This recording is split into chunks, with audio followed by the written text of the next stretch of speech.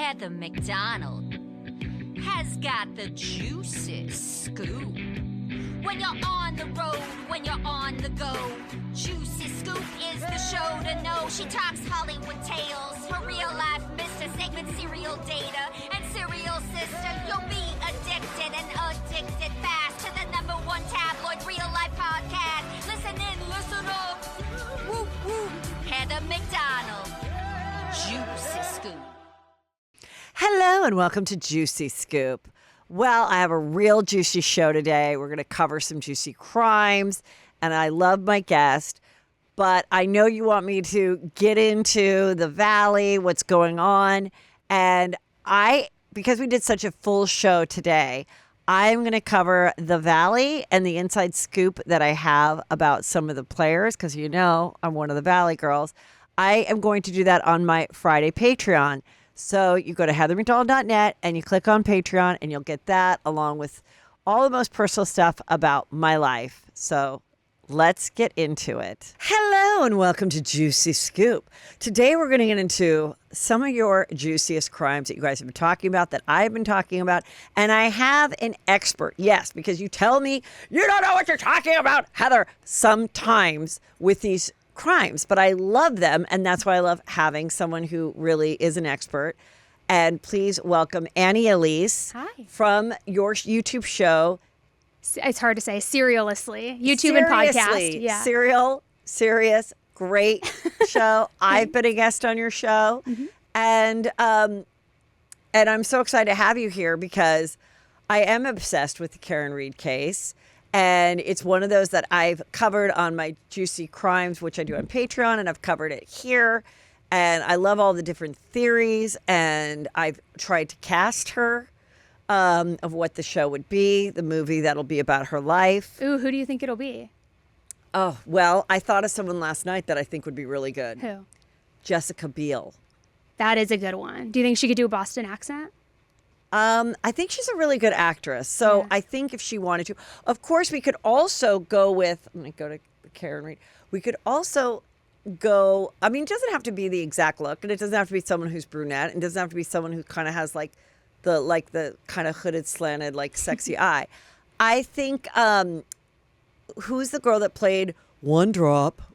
Amanda Seyfried. Because I think she is such a good actress. I think, and because she embodied that character of Elizabeth Holmes, I think she could do her really well too. I just know that when you talk about could she do an accent? Yeah. There's certain actors that can get it down and do it. I don't want Blake Lively to do her awful Boston accent from the town. From the town where she was having an affair with Ben Affleck, allegedly. Oh my gosh. I just saw a clip recently of someone posted of Reese Witherspoon, and they were like, I think she's talking about her friend Jennifer Garner, because she was like being snarky, like she was doing like a roast or something.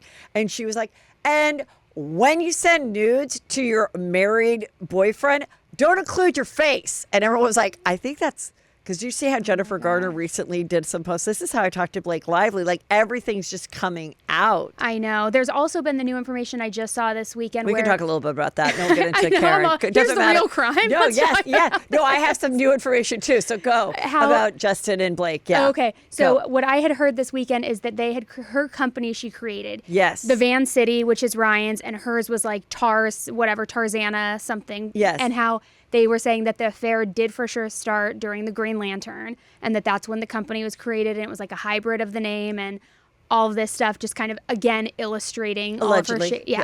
Illustrating all of the shadiness. This episode of Juicy Scoop is sponsored by Booking.com, Booking.yeah. When it comes to planning travel, it's really specific to what you need for that specific trip. So whether I'm going with the whole family and now I have young adults and maybe they're bringing a special someone, we need to find a place where we can all feel like we can get together but have our separate time alone.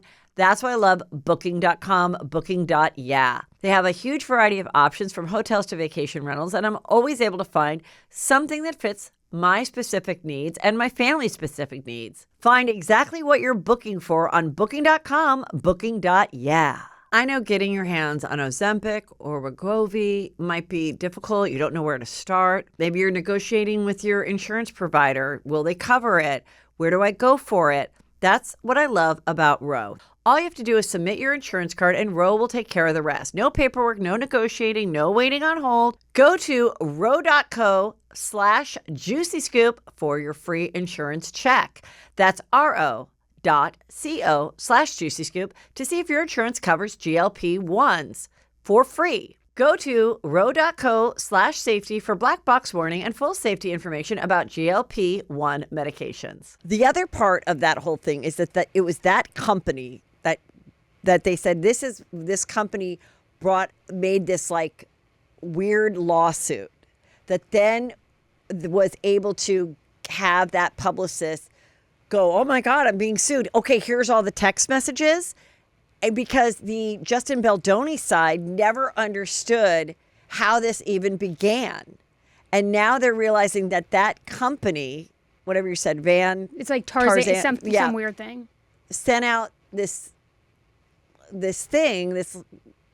frivolous lawsuit that then got those text messages, which then from there they surmised, oh my God, there was a smear campaign against Blake from Justin Baldoni's side. And according to people that are talking to the Justin Baldoni people, they were so blindsided, Justin, and so confused from the beginning of when she first did the lawsuit, then the New York Times article. And now they believe in their research that some of the bad press and videos that they were getting from her supposedly being rude on set and whatever it was really came from DV victims, domestic violence victims who were unhappy with her, the way she promoted the movie, and they were fans of Colleen, who wrote the book. And it's them who were doing the kind of getting out the bad stories about Blake. And it was never Justin and his team, which one of the things I find fascinating about this whole thing is all of that. The bots, the smear campaigns, how it comes about, how it can roll, how when you're the recipient of it, it seems much larger than it really is. Why sometimes you should probably not acknowledge it and let it go. Because I always said, I forgot about the bad press by the time the New York Times article came out. I'd forgotten all about it. 100%. And it tracks if other people were responsible for it, because I remember when I saw the movie, I saw it with my sister, I had read the book, and I myself was like, this is horrible. The way they're portraying this is completely wrong. They didn't even stay true to the book. So I could see where people were getting angry about that and outspoken. But to your point, you just ride the wave of the bad press because it's going to be in the rearview mirror before you know it. Just like, don't get sucked up. And now look at what's happening. And now, according to, what's out there is, yes, the depositions are coming and Taylor Swift will have to do it, which, I mean, that can end a friendship. Yeah. Where you're like, I have to, anything that's like turn over your text messages will make everybody's butthole clench. Like, it is just, anything like that is like, what? How far back do we have to go? Like, what do you mean? I would never want my text messages out there. Nobody hack me, please. Nobody hack me. I mean, it's like, it's just like, what the hell? Yeah. It's crazy. Anyway, so let's get into Karen Reed, who will not be played by Blake Lively. Yes, definitely not. She is a Juicy Scooper. Karen Reed is? Yes. Ah, okay. Somebody I know met her. Mm-hmm. Can't say who met her. But so I want to give her case justice. Yep. And I have said, why don't you, since you're the expert, why don't you, to the people that might still be confused of what this case is about, why don't you explain a little bit about it? Okay. So Karen Reed is a 44-year-old woman from Massachusetts, and she's accused of hitting her Boston cop boyfriend, John O'Keefe, with her car while she was under the influence, and then it ultimately resulted in his death. This was back in January of 2022. And so they had gone out drinking that night with a bunch of other cop friends. They went from bar to bar, consumed a fair amount of alcohol. A lot, yeah. And then towards the end of the night, one of the women that she was with said, we're all going to go back to my sister's house, who's also married to a Boston cop, and we're going to kind of have the after party keep going. So they go to the house, and according to Karen, she pulls up. They'd never been to that house before, so she wanted to make sure that they were welcome. And so John got out of the car. He was going to go pop his head in and be like, hey, is it cool if we're here? And then like come back out and get Karen. They had obviously been drinking, so he goes in, and she says he doesn't come back out. So she just increasingly is getting irritated and then ends up just being like, F John, I'm going back home to his house. Then she wakes up around 4 a.m. He's still not home, and so she starts panicking. She calls her friend, Jen McCabe, who was the one who invited them to that house, and she's like, where's John? Where's John? Like, have you seen him? Nobody has seen him. Does that girl, so that girl was just, that girl was the sister-in-law of the owner of the house? Yeah, her sister is married. Yeah, so the sister-in-law of the owner. Was she able to, at that point, did that girl answer the phone? The at sister-in-law? 4 a.m.? Yeah, and... That's what, so that is where it gets interesting. She Okay. never called her sister. Okay. When they got back to that house, after they went to John's house, then they came back, then she gets like 2 friends, right? To come with her to go, Carrie and Jen. go back to the house. And they go back to the house. She sees John. She's in the snow. In the snow. Jumps out of the car. She's like, that's him. That's him. She goes, tries to start warming him up, getting him, like doing CPR. They're in front of the house, which is Jen's sister who lives in there. They just found a dead body on the lawn. She doesn't even go up, knock on the door to make sure her sister's okay. Her sister's husband, who's a first responder, a trained cop, doesn't come out. Okay, so wait, just so I can... So Karen gets her friend Jen, whose sister lives in the house. Mm-hmm. They hop in the car with Karen first thing in the morning, 4:30 in the morning, 5 in the morning, to go back to the house, and that's where Karen, who is still behind the wheel, right? She's driving, or is somebody else driving? So at first she drove to Jen's, then their friend Carrie met up as well. Okay. They said, let's go check John's house again, even though that's where Karen just came from. They're like, maybe you didn't see him. Maybe he came home and he was in another room. Okay. So they get back to John's. He's not there. So at that point, they're like, okay, let's go to the Albert family home. Let's go see if we can find him, or if we can see anything on the way. Maybe he was hit by a snowplow driver. Maybe something happened. So then they all drive back. Karen's not driving at that point. She's in the back seat. Carrie's the one driving. Freaking out. Yeah. Just freaking out. And she's like, could I have hit him? Did I hit him? Trying to figure out what had happened. Okay. So then they get to the house. She sees her boyfriend in the snow. She tries to revive him. They call 911. Yes.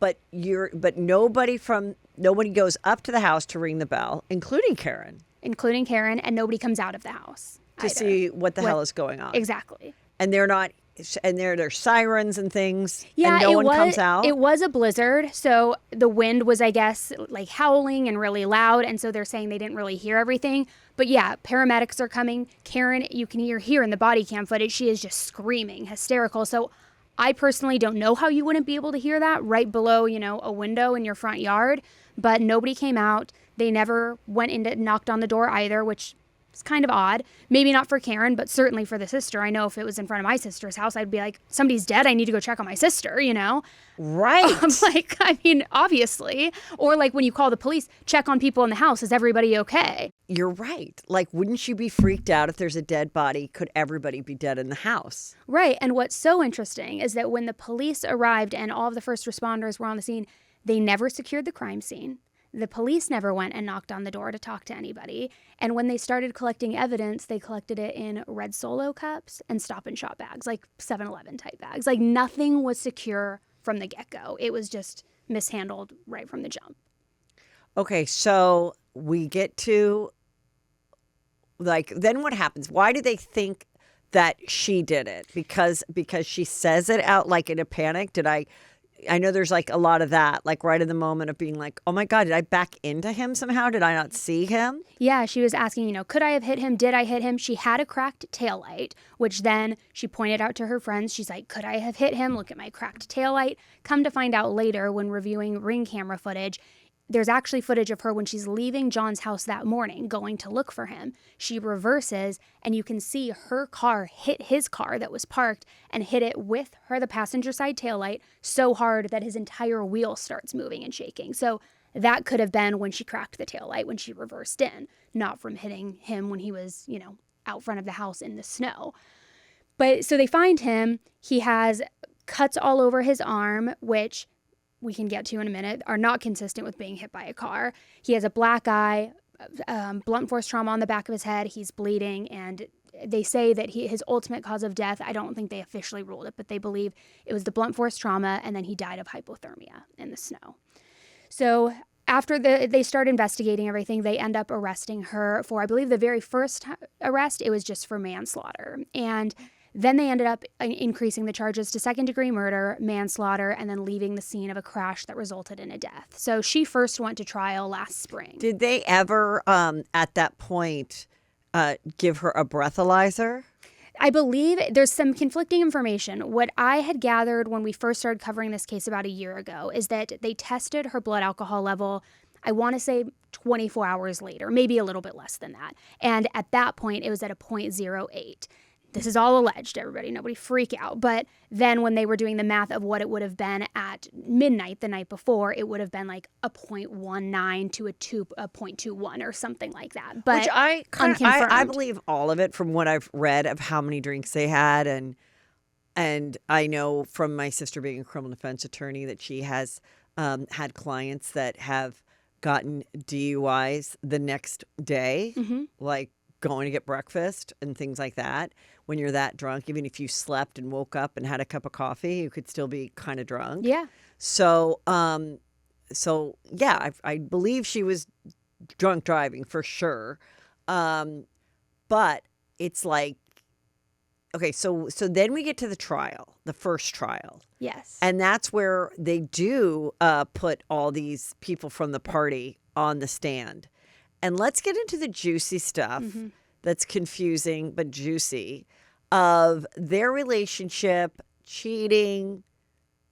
What is the thing that where these crossover relationships happened with these cops and her and everybody? So this is where it kind of all starts to fall apart, is in this first trial, because obviously at this point now the phones have been seized. They're looking at everything as evidence, and everybody's dirty laundry is on display. So Karen had been texting with another officer, I believe he's a DEA agent. I can't remember exactly. Bryan Higgins, and they had been sending very flirtatious messages back and forth in the days leading up to when they all were at the bar that night, when they were all, having drinks and things like that. And she and John had a little bit of, not a toxic relationship, but they would have spats, they would have issues. They even fought the morning of them all going out and having drinks that night, but then they were fine and they all met up with friends.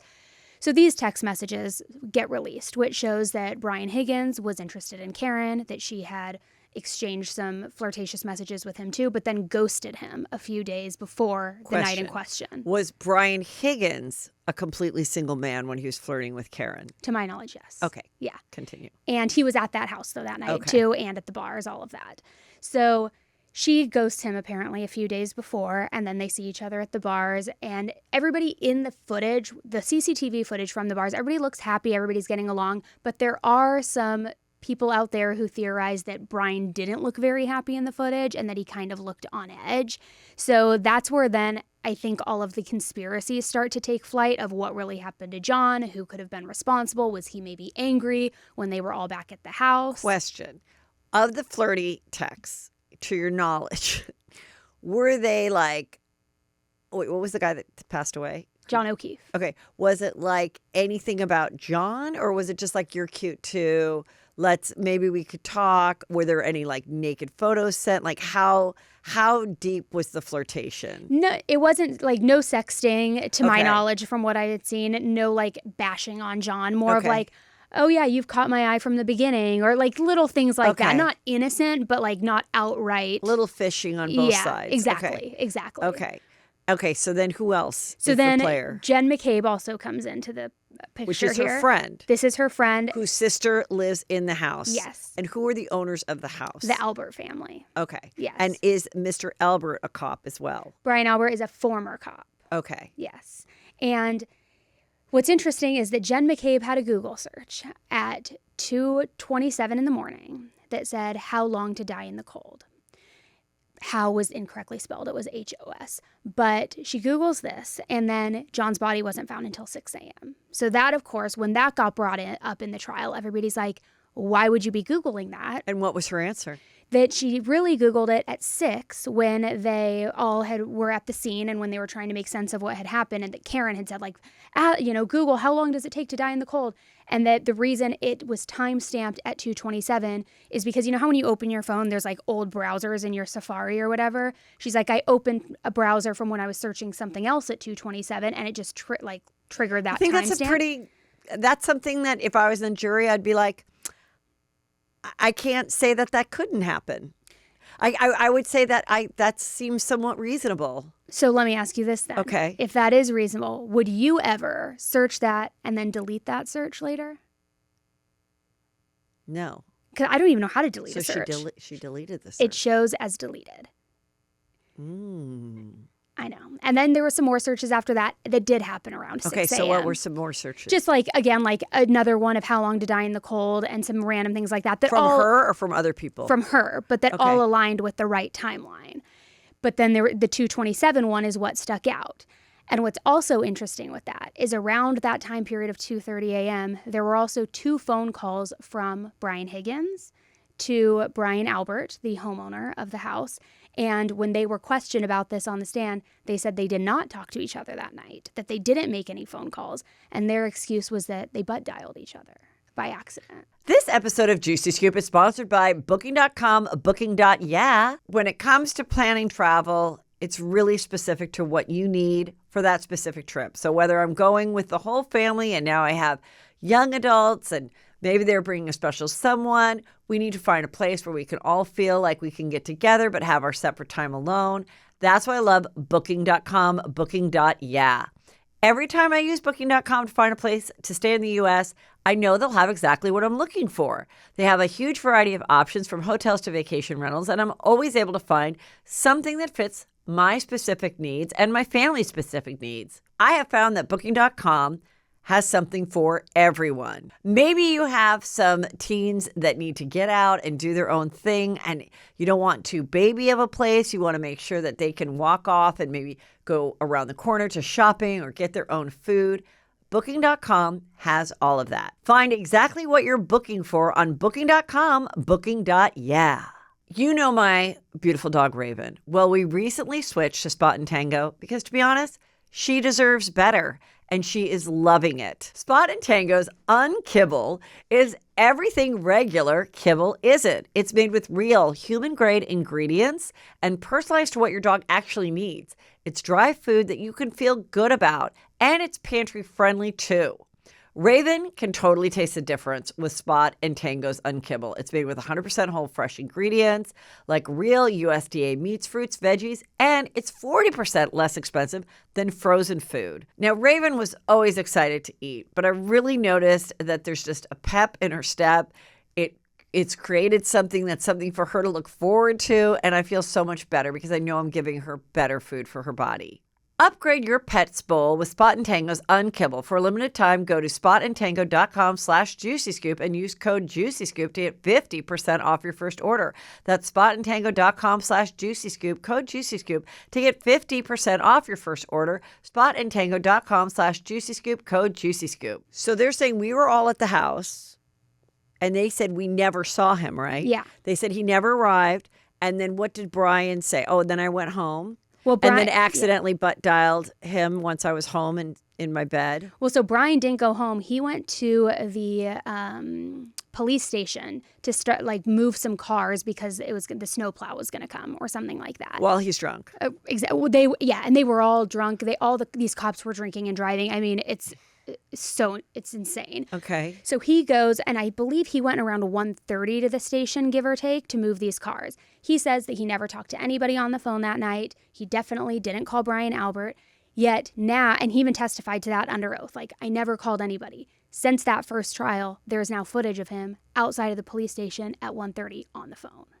And so when the first calls were brought up, they explained it away, being like, oh no, it was a butt dial. The homeowner, Brian Albert, said he was being intimate with his wife and that triggered it, which is your phone in your pants. I don't understand. Yeah, the phone was on the bed and he rolled over while boning, and then his butt literally did hit the phone, and then it was called him. And then the other guy just coincidentally butt dialed him back, and then the phone call connected for 22 seconds. Got it. Yeah. And then what was the other part I remember about someone getting rid of their phone or their SIM card? And he's like, oh, I do that all the time as a DEA agent or something. So that was Brian Higgins, the same one who had the flirtatious messages, the same one who went to move the cars that night, who butt dialed. They were going to give him formal notice, like say, I forget what the exact dates were, but if I was going to say, Heather, tomorrow you're going to get formal notice from the police department, from, all of us, that you cannot destroy your phone because we're going to need to go through it as evidence. And today you break the SIM card, you break the phone, you put it in a trash bag, you drive to a military base, and you put it in 2 different dumpsters. And then you explain it by saying, I'm a DEA agent, I have sensitive stuff on my phone. And so, but he did admit to doing it in 2 different dumpsters and all that stuff? Yeah. Why do you think he admitted to that then? I don't know. I mean, maybe he had no other choice at that point. Yeah. I'm not really sure.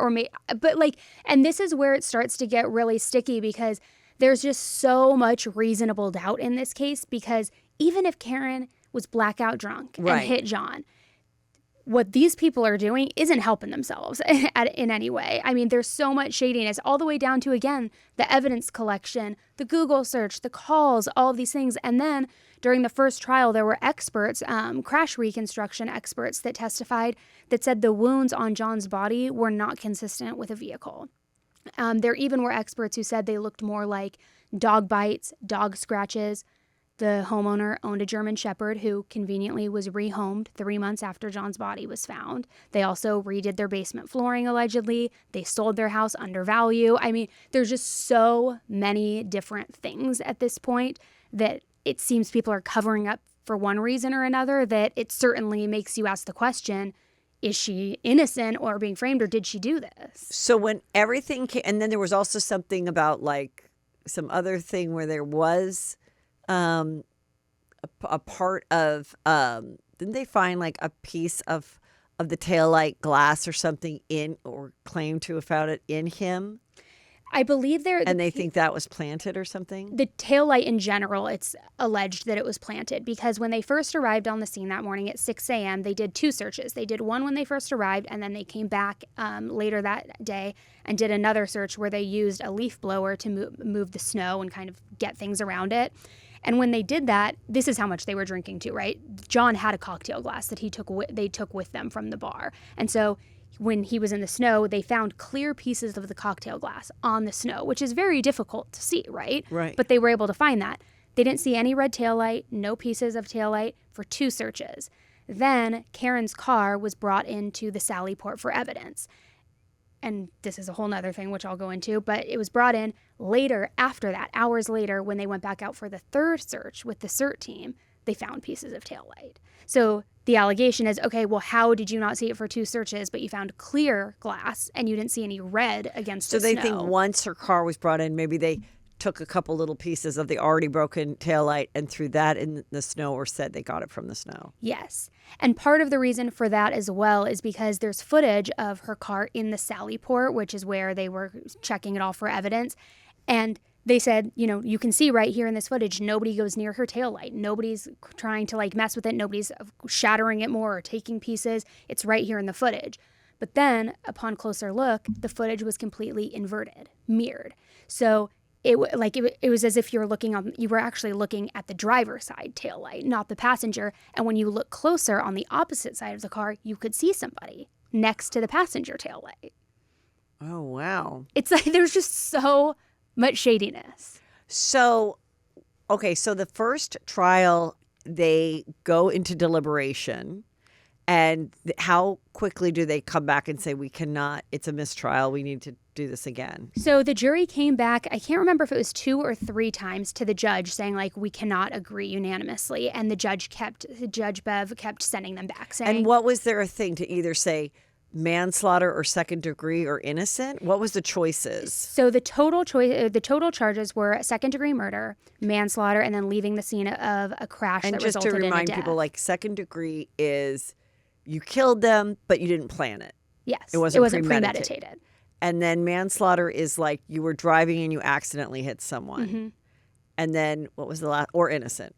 Yeah. And she had the charge of leaving the scene of a crash that resulted in a death. The problem was, apparently it wasn't communicated to the jury that all of these charges could have individual verdicts. And they all were under the impression it had to be unanimous on all of them. Oh. So they kept coming back, but she kept pushing back, saying, you guys have to come with a verdict. The judge. Finally, they finally come back. They're like, we can't. And so it's declared a mistrial. After it was announced that it was a mistrial, jurors started coming forward saying, well, no, we all unanimously agreed that she was not guilty of second-degree murder being the highest charge. And one of the other charges, I think it must have been, was it leaving the scene or manslaughter? I can't remember now. But they had said, we agreed that, like, unanimously she was not. But because it was never announced as a verdict and read into record, technically it doesn't count. And they said they were never clear on the instructions that they could even do that. It wasn't told to them in that way. So everybody, when that came out, was like, there's no way they're going to do a retrial then at this point. Sure enough, the state announced, though, that they planned to retry her. And that's what is now beginning this week. And with this retrial, there's some things that I have seen that the judge is not allowing that I think will hurt Karen's case. Like, isn't it that they can't bring up all these people? What do you know where we are in that? Yeah, there's been some conversation about not allowing the ARCA experts, the reconstruction team, their testimony back in. But as of what I heard most recently, it looks like they are going to be allowed in, but she needs to meet with them sidebar first and see what their report was. Yeah, before she allows it in. But because there was like money exchange, the state is saying that they've now like colluded and that they have more of a personal relationship. And so they're trying to pull those experts out. They also have said that they can't bring in the third-party defense during opening statements, which they did. They already had opening statements. And the third-party defense is somebody in the house. Yeah, somebody else. So now they're saying they can't, or they will bring that up? They can bring it up during the trial itself, but not during opening statements, which we already had opening statements on Tuesday, and they obviously didn't bring that up. Okay, so that's not that bad. No. And, I mean, how do they find a jury that isn't aware of this from the media already? It took them a lot of time to get the jury. I think over about 2 weeks to finally seat the full jury. And, I mean, out front of that courthouse, there are hundreds of people every single day with signs, shirts, like saying, free Karen Reed. She didn't do this, or certainly there's not enough evidence to convict her. So much so that the judge had to issue a 200-foot buffer zone from the courthouse because it was becoming such a circus out there. And so wasn't there recently a show or documentary, and she was interviewed in that? Yeah, Body in the Snow. And what was your opinion of that? Was that good for her defense, or what do you think? I personally don't think that I don't think it hurt her in any way. I think a lot of people were like, why would she do this when she still is going to be going on trial? Like, especially because she has a little bit of a bold, abrasive personality. But I think it kind of just, to me at least, showed her conviction in the fact of her saying, like, I didn't do this. Let me lay it all out for you. Let me walk you through it. And I think they did a really good job showing that. And clearly so, because now it's like taken social media by storm and everybody is following this case and interested in what's going on. And even when I do polls on my podcast and on YouTube, right now it's at like 95% think that she's innocent. So I don't know what's going to happen. But it's scheduled to go on for 8 weeks. And if she was convicted of, let's just say, the lease thing, the manslaughter, do you know what she would be looking at? What kind of time? I don't know the exact time. I would imagine, I mean, maybe a few years. I don't know what the exact was timeline she ever would be. presented with like, okay, you can plead to this and we don't have to go to trial? And she was like, fuck no. Not to my knowledge. Yeah. Yeah, because I think there's people in the town that have written, and been like, yeah, this is like a problem with, corrupt and, something went down. Let's take it to the grave. Let's, So where does it leave with the two friends that were originally in the car, one being the friend of the homeowner? Does she not talk to those girls anymore? Like, where is that? Well, Karen doesn't talk to any of them, but they all are still friendly with each other. One of them, Carrie, was actually testifying today and was on the stand. But another piece that I didn't even bring for up, defense or prosecution, or for the prosecution and then on cross. Okay. But one of the things that's so major in this case too is the lead investigator of the case, Michael Proctor. He was a state trooper. He was the lead investigator. He has since been fired for misconduct during this investigation, not during anything else, but during the Karen Reed case. His text messages were pulled too, where he called her a "see you next Tuesday," said she should off herself, said he was looking for nudes in her phone or like didn't come across any nudes yet, and like just fully disgraced. And so he hadn't been fired during the first trial. Since that first trial, he now has been fired. So that's what the defense brought up in opening statements too. They're like, the state's not even mentioning Michael Proctor. He was their lead investigator, the state trooper. He's not even a part of the force anymore because of how poorly he handled this particular investigation and the colluding and the cover-up and everything that went in with it. And so I think that's going to be a huge win for her this go-around, because once the jury hears that, they're going to be like, the lead investigator got fired for misconduct on this case? Getting back to the little bit of flirting with this guy, from what I remember, which intrigued me, was it sounds like he might have had some infidelity, the victim, and then so maybe this was her, kind of getting back at him. There was also some talk of, she was a professor, he was a cop, so there's like that little weird like Boston townie kind of a thing where like she wouldn't necessarily be in this group of like cops, so maybe she was slightly the outsider. Have you heard any of that? I haven't heard much of that, but I could definitely see that. And they did have a fight on a vacation that they went on around, I believe it was a New Year's Eve vacation prior to this happening, so like a month before, a little less than a month. So and she was getting jealous on this vacation, so I could see where maybe she was trying to like poke the bear a little bit or like see what her options were, but or just see if like what attention she can get. Whatever. So now, with all that being said, what I'm going to tell you what my theory is. Okay, because there's a few. Mm-hmm. He goes in and starts talking whatever, and she's like pissed, like, hello, I'm your girlfriend sitting out here in the fucking cold, like, I don't, are we really invited to this party? One of those things, like, come back to the house. And then you get to like the third location and you're like, do we want to keep going? Mm-hmm. Just go in and see. And so enough time goes by, or maybe not much time at all.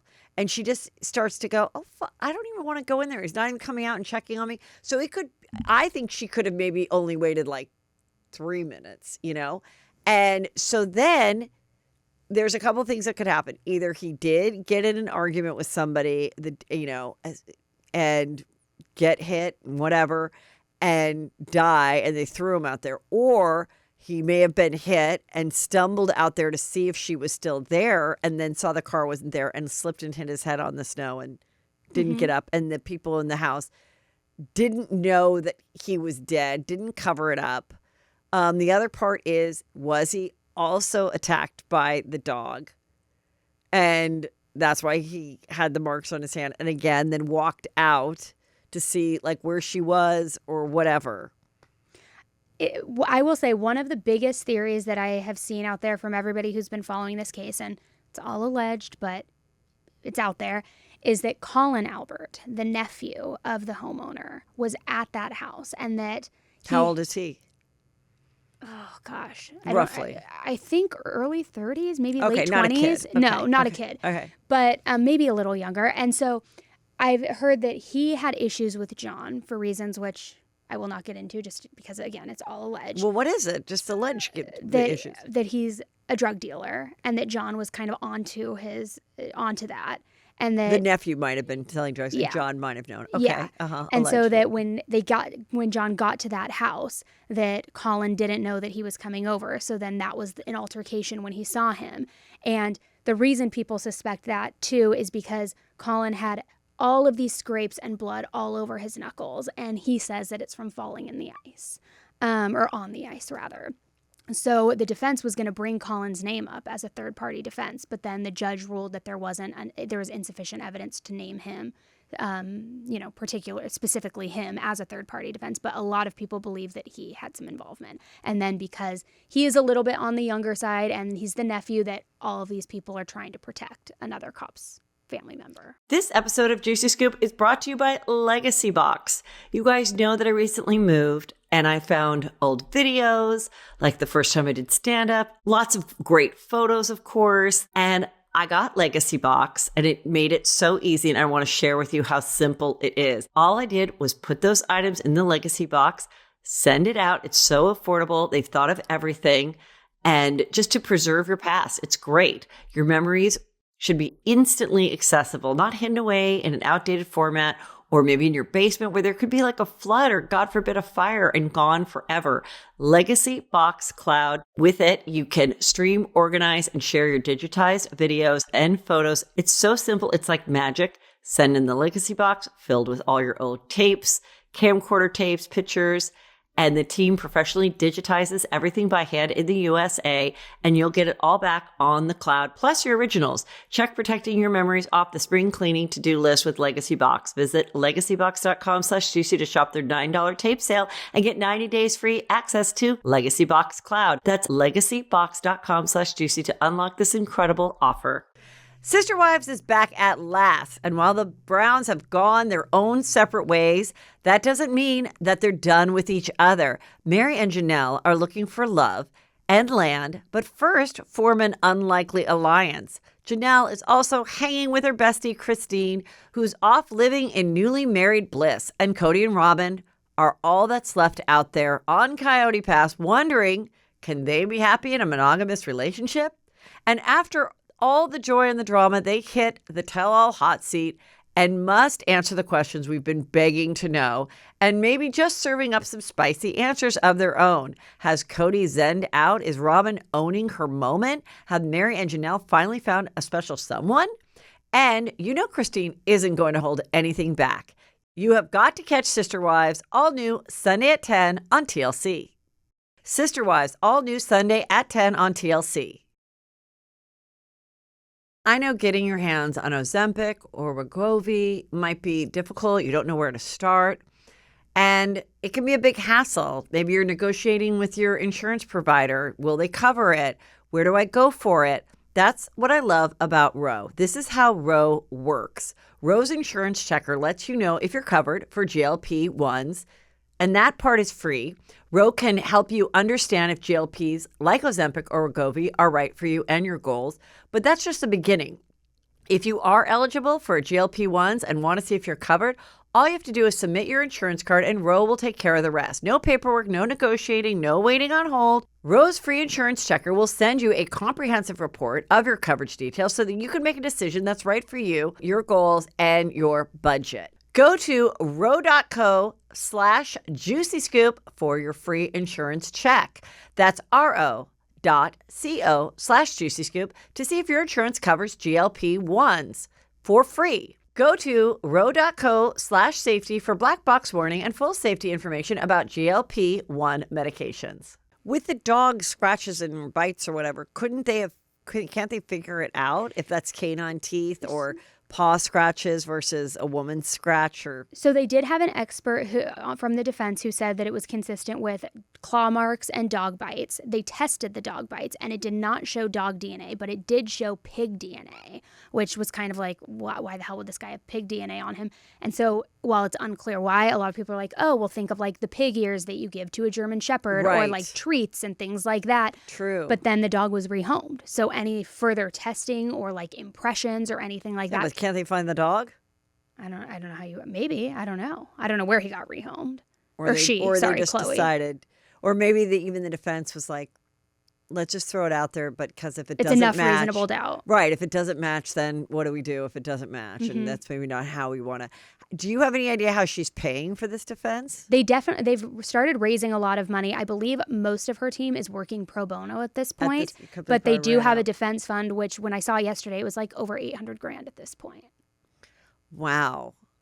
So, the other thing is, it still is possible. I mean, it still is possible.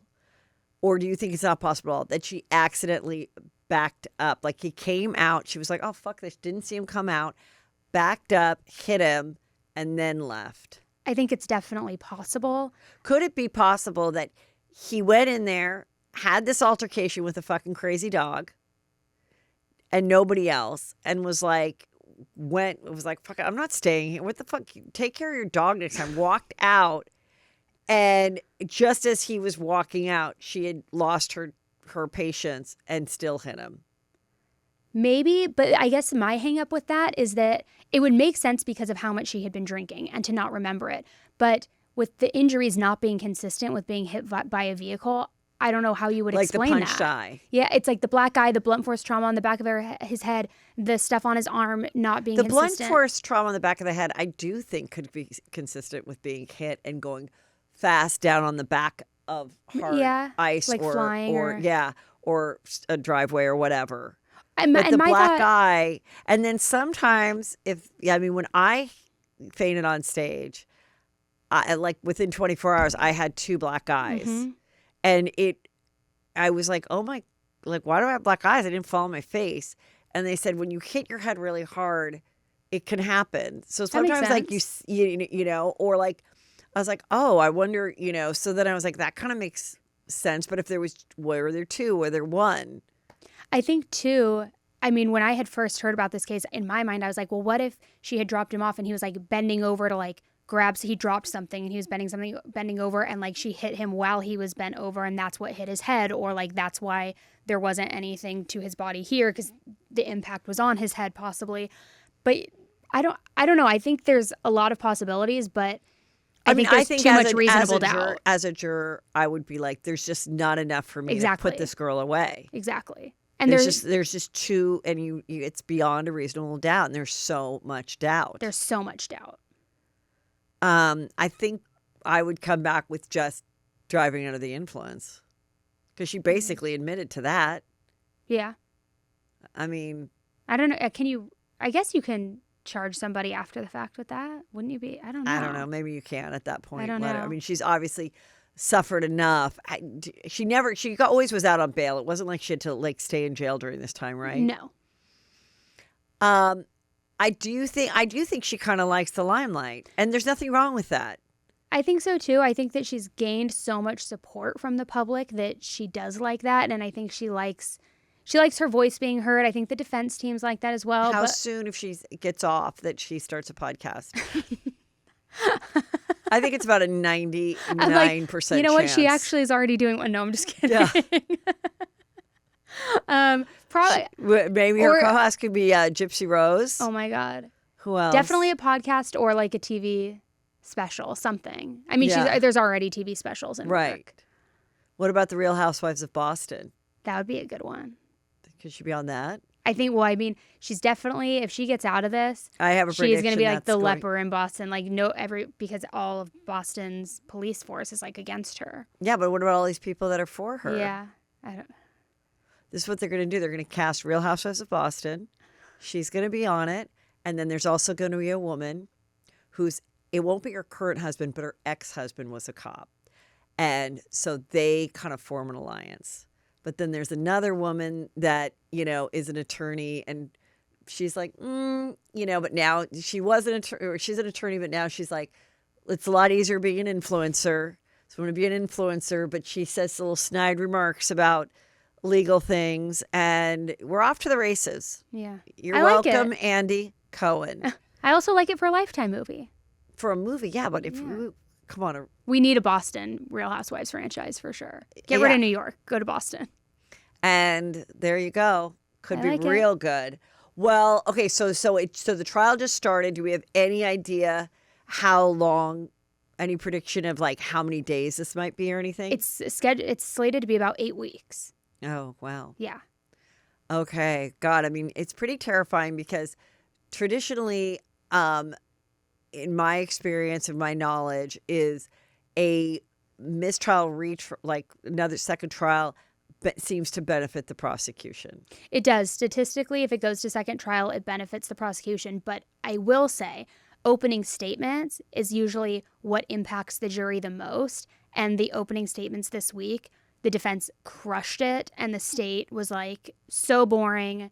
They did it from like a paramedic's point of view. It was just not engaging, not compelling. And then the defense came out swinging, to where if I was on the jury hearing those opening statements. What was in a nutshell, what was the defense opening statement? Pointing out all of the inconsistencies, the Google search, the phone being destroyed, Michael Proctor being dismissed and fired for the misconduct, all of these different things, the experts who had testified that it wasn't a collision that caused the injuries. I mean, just everything in a nutshell summarized, almost like the reel that you saw on my Instagram. Yeah. And they just came out swinging, and it was such a rock solid opening statement. Great. Do you think that it would be a different fascination if she wasn't an attractive brunette? If she wasn't attractive? I think it would still be fascinating, because from what I feel like a lot of the public doesn't like her because of her attitude. That's what I'm saying. It can be both. It can be both. Like, I've asked my sister, how much goes into telling your client what to wear, how much makeup to wear, And one thing she specifically said, like big blown up lips and stuff like that is not good. Yeah. Well, yeah, remember? Like, not good. Like, remember Jodi Arias, and she put on like the little glasses and she tried to sex herself down a lot? Right. And then, or, the Menendez brothers, a second trial or something. Doing this. Or no, I think the first trial they did the sweaters, and the second trial they didn't, or something. Because they were like, you're too old for the sweaters. But you wanted to feel sorry for them. I mean, it all makes sense. But downplaying your looks or putting someone in a suit that's, a gang member or whatever, it's all goes with it. Mm-hmm. It appears like she's, just staying consistent to her style and look. Yeah, she's in blazers, before. sheath dresses. Yeah, just buttoned up and professional. Right. And, but it's not like she's, do you think there's any, I wonder if anyone's giving her clothes. Maybe. I haven't seen anything, but I'm sure. I mean, if I work for Theory or something, I'd be like, okay. Tag me. Yeah. Or why not? Yeah. I mean, you're going to get a lot more out of that than just sending it to some, little twat on TikTok that's going to dance around in it. You know what I mean? This is a great looking blazer that, you can get for $82 or whatever. Market to the millennials and the Gen Xers. I get it. Moving on to another crime. Give us the latest. This says judge permits bushy eyebrow testimony in the Idaho quadruple murder trial. Where are we with the horrible quadruple murder trial of the Idaho college students that were stabbed and butchered to death by possibly this guy, Bryan Kohberger? So the trial is scheduled to start in August of this year. Right now, they had a gag order on the case, but now with all these pretrial motions being filed, we're starting to get a little bit of a glimpse into what evidence they have, what's happened. So it started a few weeks ago with the 911 call finally being released, which everybody, of course, had been giving the roommates shit for because they waited, 7 hours to call 911. So we hear that call. We also start. And what is your understanding of that call? Because, I mean, I remember when it went down. Mm-hmm. And I remember I was at a party with a mom whose daughter was friends with one of the girls. One of the two girls that survived. Mm-hmm. And, how much they were going through and how horrible it was. And I was like, well, what was it? And I remember back then it was like they heard something and then just hoped that it wasn't anything big deal and went to bed and was drunk and didn't want to be nosy or interrupt or whatever. And then I was always confused with they were too scared to go upstairs, so they called a guy that lived across the street, and it was he. What was that 911 call? Explain what now your understanding is. They were all together. It was the two surviving roommates and then the guy, Hunter. And I don't know if he lived across the street or where exactly he lived, but he did come over. And so the 911 call is pretty chaotic when you listen because they're passing the phone around to each other. They obviously are terrified as they're realizing what's happening. But the way it's laid out, and Kaylee's father has even spoken out on this after the fact, Kaylee's one of the victims, that the girls weren't going into any of the rooms and seeing what happened. And there's a part in the call in which you can hear Hunter where it sounds like he opens the door and finally, because one of the bodies was against the door, for Xana and Ethan in that room.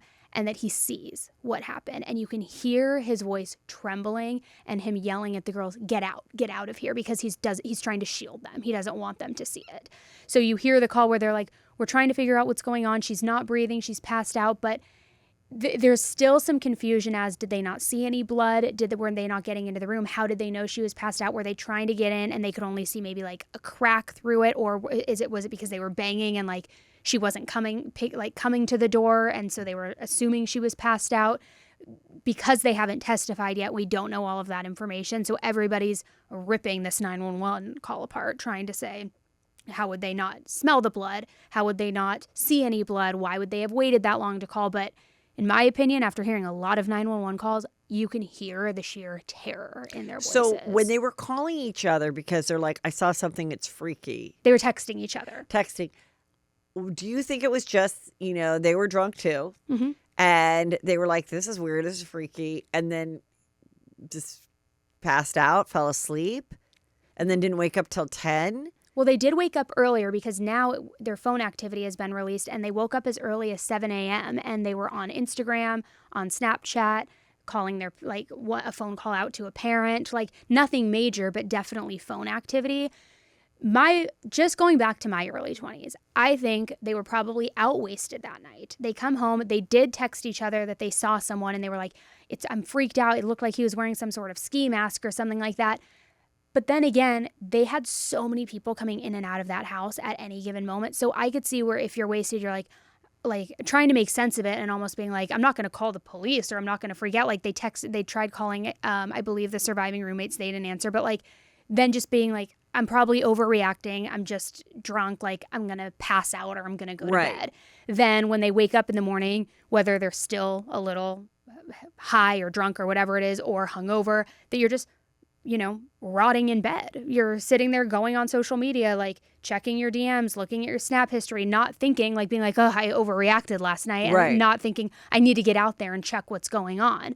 But then when they finally wake up and start moving out and like going into the house, they realize that something's wrong. They bring the friend over. It's probably so quiet up there. They're probably yelling, hello. They're probably called them. They're probably like, hello, hello.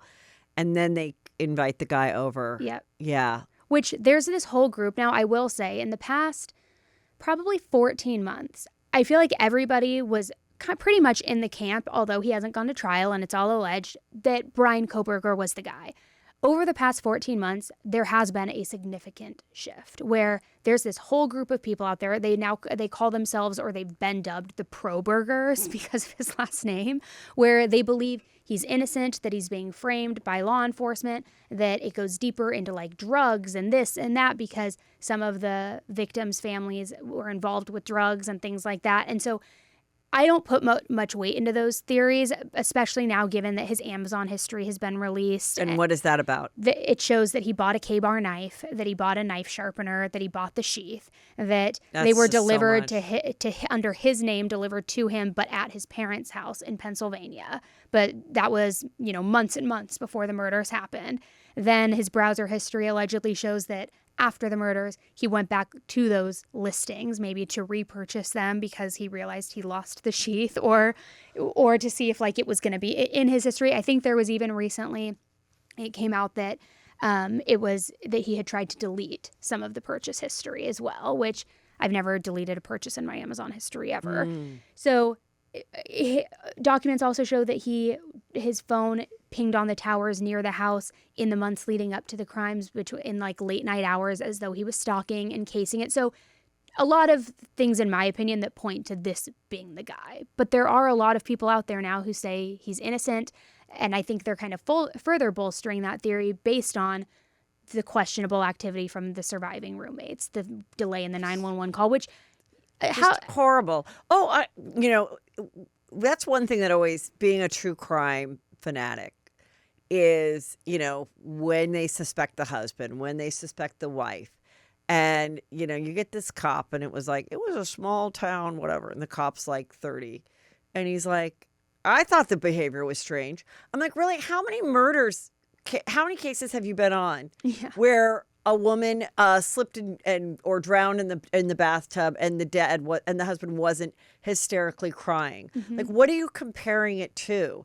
Who's to say how you're supposed to act when your dog dies, when your grandma who's 100 dies, versus my wife died, but I have kids in the house and it hasn't even hit me yet. Like all those things. And there's been so many times where like, you know, there was a famous case of a mom. They thought that she killed her kids on a couch, stabbed them. And she said someone must have come in and stabbed them. And I don't know, you know, where it is, but there was, you know, she was always claimed her innocence. And when it was the kids' birthdays, she went to their graves with somebody and she sprayed silly spray. Darlie, sprayed and was like laughing. And that clip was all over the news being like, she's laughing and having fun. And it's like, well, her kids are dead. They loved silly string. She went to their grave. Mm-hmm. You know, had they been cremated, then she wouldn't have had that moment. And then someone would have been like, why would you cremate? Like, it's just all those kind of things. So it's like, and to think that these girls, like when I heard about the girls, and I believe like one maybe you don't know, did they both leave the school? I would assume. I mean, how could you stay at the school? I would How think could you? so. I mean, I think there's just so much PTSD and survivors. Yes, I mean, imagine like how you're even supposed to deal with this. Yeah. I mean, they're just getting ripped. I mean, apart. there's survivor guilt, and you know, people that were in the sorority house of Ted Bundy that like lived or was next door and weren't attacked. Like the fact that it's just maybe they didn't live. I don't know, but I know there's people that were there, and it's just you can't. That part sucks. And the thing about the Ted Bundy sorority victim that maybe they were in the house and lived, they didn't have to open their Facebook and see that there's a new group forming. Yeah. Like they didn't have to see all this stuff and just be scrolling and see us possibly talking about it or whatever. And that part I just think is like horrible. Now, what is this bushy eyebrow thing? So Dylan, one of the surviving roommates, the one who saw him in the hallway that night, said that to her recollection when she was giving her statement, all she could recall seeing was bushy eyebrows. That was her term. So now they were trying to get that stricken so that they couldn't bring that up. Yes. And they're allowing it because it's what she saw. It was her testimony. And what's so interesting too is he took a selfie. What was it, at 10:31 in the morning after the murders. So Bryan did. Yes, Bryan did. Where he's in front of a shower curtain in his bathroom. He's kind of like smirking, giving a thumbs up, and people are wondering like, is this like a proud moment? Why was he taking this selfie? Was he done cleaning up? What had happened?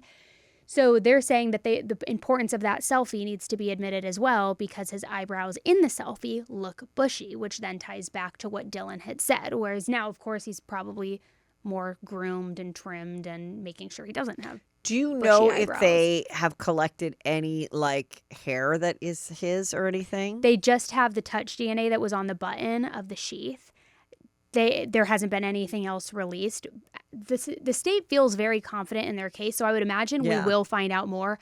But as of right now, it's only that piece of touch DNA. And where do his parents stand? Because I know he was in the car with his dad when they pulled him over and arrested him, right? No, they were going on a cross-country trip back to Pennsylvania, and they got stopped for a traffic violation. Oh, and they had that cam footage, but they didn't know it was him yet, right? No. Oh. But then they started watching the parents' house while he was there in Pennsylvania, and that's when he was throwing things away in the neighbors' bins, putting things into Ziploc bags, wearing gloves, detailing the car.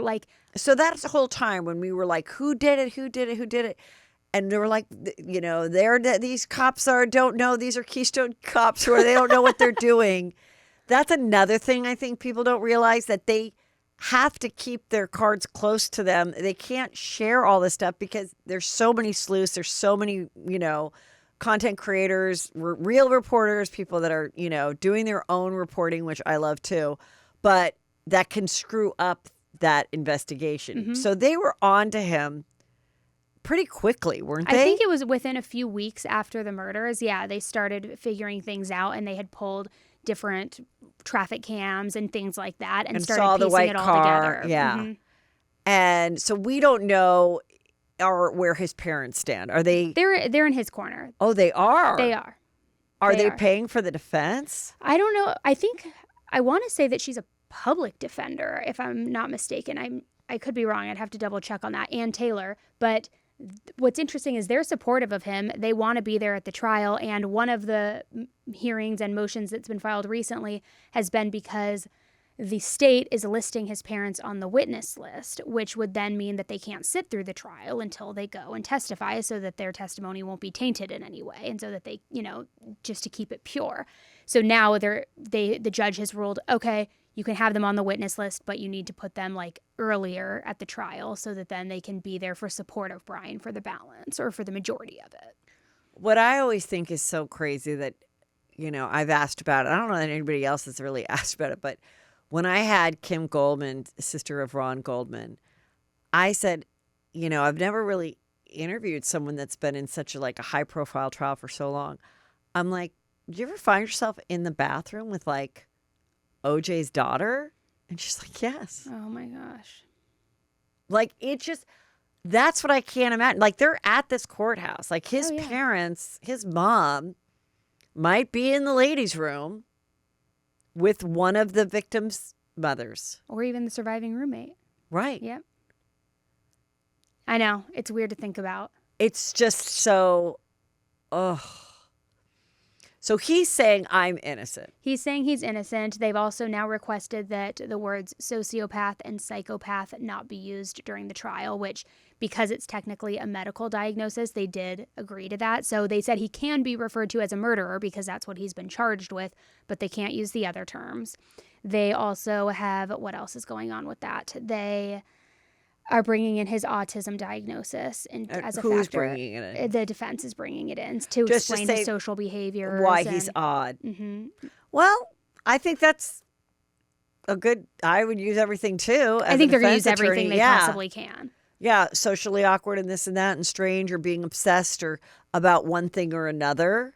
Just to put any kind of doubt. But it sounds like the physical evidence is what's going to seal the deal. But the DNA is the biggest piece of actual physical evidence that they have. Everything else is pretty circumstantial. However, it's a lot of stuff that is circumstantial, like the phone pings, the car. One of the things too that people thought early on was that there was a particular target in the house. That was my personal opinion. It still is to this day. I think that one of the girls upstairs was the target, which I don't know. And wasn't that the girl, wasn't there, she worked at a Greek restaurant and he also frequented the Greek restaurant? Yeah, so there was speculation that that's how he first was, became fixated or saw her and was exposed to her. Then there was talk of him following her on Instagram and things like that. But now experts have said that they've gone through all of the digital and forensic information, that there's no digital connection to him or any of the victims, which that of course doesn't mean anything, right? Usually good serial killers or murderers in general wouldn't have a connection. They would pick a random target in a lot of cases. So I don't think that necessarily means anything, but they have scraped Venmo history, social media, any sort of digital footprint where he could have had any connection to them, and they're saying that there is no known connection. Yeah, but I do think that helps the defense because I think people always want to know why. Right, the motive. If they believe that a man killed his wife, it's because he had a girlfriend that he wanted to live with. She killed her husband because there was a $2 million insurance. People need, the defense needs a reason why. And just to say, oh, he was fascinated with, murder and killing. And look at us. I know. Well, we're fascinated with it. Does it mean that we're going to try it? No. I like to always just kind of think I think the argument is that because he was a criminology student, that he studied it, he did that big thesis with convicted murderers, that he wanted to see if he could get away with it.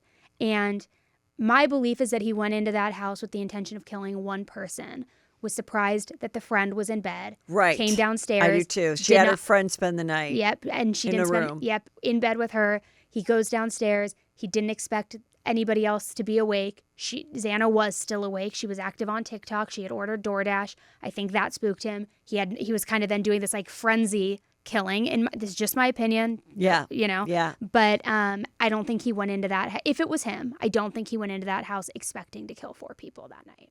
So do you think he did know her then? I think and targeted her. I think that maybe there's no digital connection, but I believe he was targeting Maddie. It was not a random thing because he was, if you believe that it's him in the car was, hadn't the car come around prior to that night? Yeah, in the couple of months leading up to the murders, it had gone around, I think 23 times in total it had pinged in the area between the hours of 10 and 1 or something like that. And then the morning of the murders, it came in, kind of went in through the back roads, and that they had been in that area before. I mean, also a common defense in this is always going to be, this town needed to find someone because otherwise they are going to be walking on eggshells and scared. And so they, their marching orders were to find somebody. I believe he did it as well. I feel like that, but those are all the things that we're probably going to hear from the defense. Yeah. Wow. Okay. Okay. Lori Vallow, world's worst mother. God. So she was representing herself in the crime of her husband, who was shot and killed when he came to pick up his children for an exchange. So it was her ex-husband, and he was shot and killed by the brother, who claimed that he had hit him with a baseball bat, though there was barely a scratch on his head, and a baseball bat would have possibly killed you. So she is in Arizona and decides, because that's where the crime was, she's going to represent herself. Which, when I talked about this briefly before, I was like, you know what? I kind of can't blame her. No, it's like a field trip. Right. And it's she's sentenced to life, right? Mm-hmm. So fine. What do you have to lose? Yeah. And so they did reach a verdict. Yes. How short was the deliberation? I think 3 hours, and it's also because they had a mandated lunch break, I think. So I think it was it was pretty quick. I don't think there was a doubt in anybody's mind that she was guilty. And so what did you gather from this? I mean, I didn't really watch it, but people are like, Heather, you have to watch it. It's like she's playing a lawyer. The questions are so bizarre. She is such a fucking Looney Tune. Watching it, it would be comical if it wasn't so people offensive. Were dead. Yeah. Right. But yeah, when one of the women who Charles, her former husband, had gone on a date with, when she took the stand, Lori was cross-examining her, asking her questions like, so you guys were on a date and just talking about me the whole time? She was more concerned with things like that. Even when a family member took the stand, she's like, well, you remember all of the green enchiladas that I made for all the family gatherings? It's just so detached from reality of what's happening. And she had her lawyer speak, she knew some vocabulary to throw out there, but she was not good. Didn't even do a closing argument. I mean, obviously it's never a good idea. I was even thinking, will Bryan from the Idaho murder crime, the suspect, will he take the stand? And it always seems like they rarely ever want their client to take the stand because they could cross-examine and everything. But I always think as a juror or whatever, or I always think if I was Karen Reed, but the thing with the Karen Reed case is because there was this fogginess, it's okay, let's say I woke up and my husband was dead next to me or whatever. And they were Heather poisoned him or something, who knows? And I know I didn't. I know we were getting along. And I was on trial. I would want to go on the stand and be like, I did not do this. I want to shout it from the rooftops. Of course, you got to believe your attorneys to say it might be better that you don't. Right. But I always think that's such a weird thing because if you have conviction in it, why not take the stand? I think it's because if there's a very talented opposing attorney, right. It's they can just they can eviscerate twist you up. Yeah. And it can go really And then poorly. also you can look, because you're so emphatic, you can look insensitive or your tears could be fake or there's all these things that someone could also pick apart. But with her, I mean, this story was just insanity. So I could see why she was But did she ever take the stand on herself? She didn't, and she doubled down. She still is doubling down with her story that she didn't do it. In the most recent Dateline interview, she tried to blame JJ's death on Tylee, her daughter. She's just sick. She said that maybe Tylee did it. She did? Yeah. To the little boy? Mm-hmm.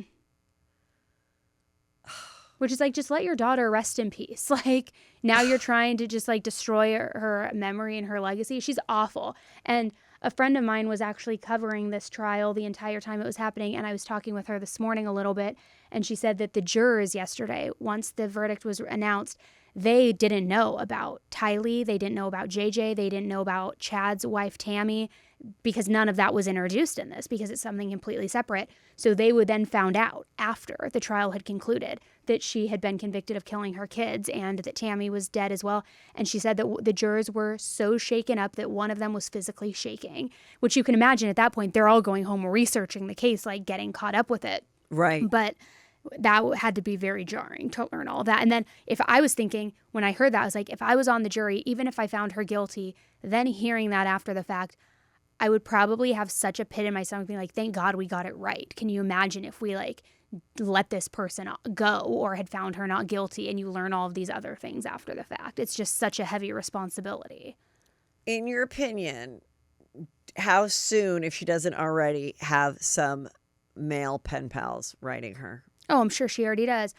I have some juicy scoop for you, actually. Give it to me. So a girl who used to work for me, okay, in the true crime circuit, who went to these trials, I found out that she has been messaging with Lori, putting money on her books, pretending to be a Mormon herself, that she's like relating to her on all sorts of levels. I sent her to the first Lori trial, and I never knew any of this. And I just found this out maybe 2 weeks ago.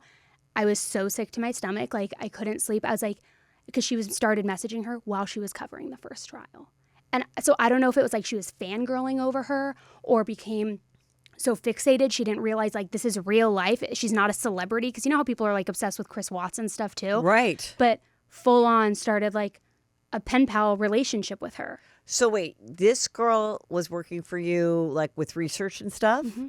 And so how had you already let her go before you found this out? She left and works with another, with a different news company. Okay. Mm-hmm. Do you think it could be like a lesbian thing? No. I think it's more of a fangirl type situation. And just wanting to get close? Yeah. And just being the one that's like, I'm the closest to this woman and all But she's not sharing it with anybody. That's what's so bizarre. She never told me that they were in contact, and this started while she was still working for me. So how do you message someone? They have prison portals where it's almost like email. Oh, Mm-hmm. But she didn't. But not to your knowledge, has she gone to visit in person? Not to my knowledge. And then she gives her money for like the noodles or whatever. Yeah.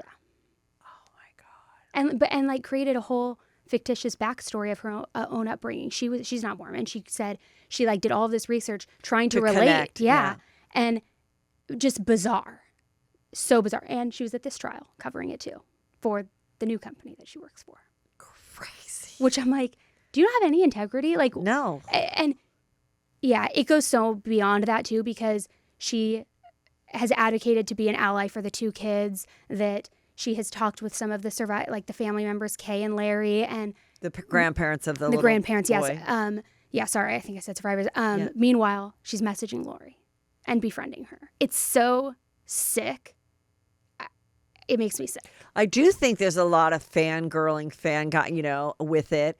Why women, marry the Menendez brothers and things like that.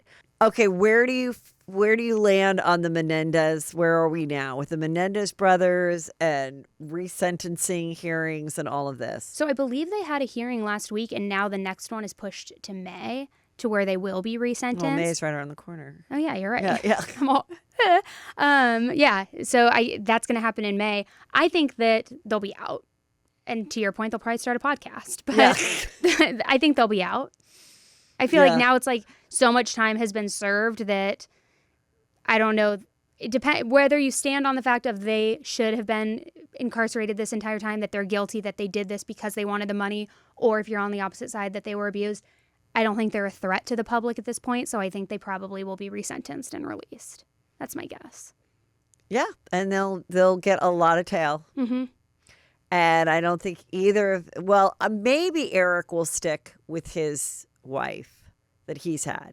It's Lyle who had Anna Menendez, who found out he was cheating on her. Then he got another wife who then she found out he's cheating with the young English girl.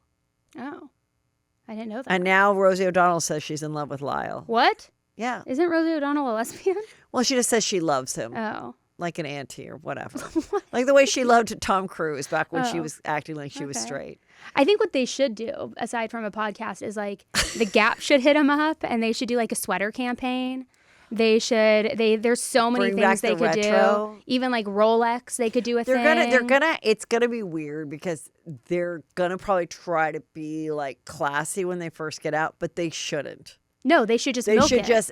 They should just make their money. Yeah. Tap on the frenzy when it is, because if you wait too long, people get over it. But you guys, look, the show has already gone a long time. But of course, we talked more, and we've gotten deeper to the Menendez brothers. We covered Scott Peterson. We got into Gypsy Rose and Gypsy Rose Blanchard, and also a crime I was unfamiliar with. We kept going, and I was like, you know what? This really is too juicy. We are going to put it on the Patreon under the Triple Scoop, which is Juicy Crimes. So if you're part of that, you're going to hear that as well. If you're curious about Patreon, you haven't joined, change your life, go to heathermcdonald.net and join, and you'll get the rest of this episode as well as my Friday episode this weekend. So don't miss out. Thank you so much. Love you. Bye.